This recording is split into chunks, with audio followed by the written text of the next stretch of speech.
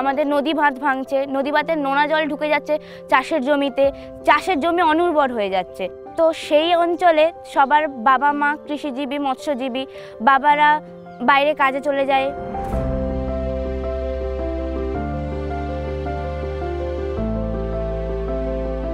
আমাদের বাড়ির পাশেও একটা বাচ্চা জলে ডুবে মারা গেছে তার বাবা মার অবহেলার কারণে। আমাদের তো শুনতে খুবই খারাপ লাগে একটা বাচ্চা, একটা শিশু মৃত্যু হয়েছে, তাও আবার এই জলে ডুবে। কারণ ব্যাপারটা হলো এই শিশু হলো আমাদের আগামী দিনের ভবিষ্যৎ।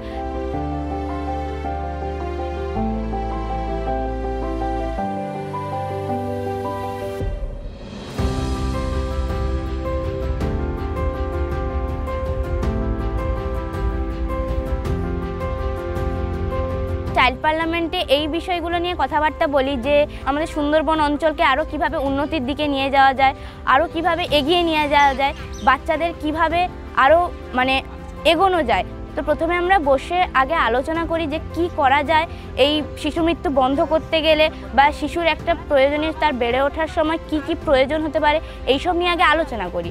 তারপরে আমরা মিডিয়াকে বলি এবং আমাদের সিনি যে একটা সংস্থা আছে আমরা তাদের কাছে আমাদের প্রস্তাবগুলো পাঠাই।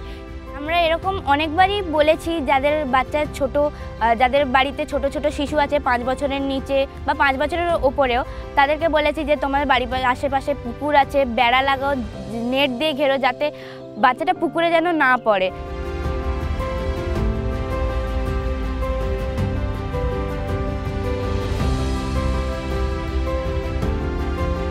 আমাদের স্কুল এমন একটা জায়গা যেখানে বিভিন্ন অঞ্চলের ছাত্রছাত্রী একত্রিত হয়। তো সেইখানে যদি আমরা এই ড্রাউনিং বিষয়টা নিয়ে আলোচনা করি, তো স্কুলে যদি এই বিষয়টা নিয়ে আলোচনা করা হয়, স্কুলে যদি একটা সিপিআর ট্রেনিংয়ের ব্যবস্থা করা হয়, আমার মনে হয় খুবই ভালো হয়। কারণ সেইখান থেকে অনেকজনকে আমরা একসঙ্গে শেখাতে পারবো।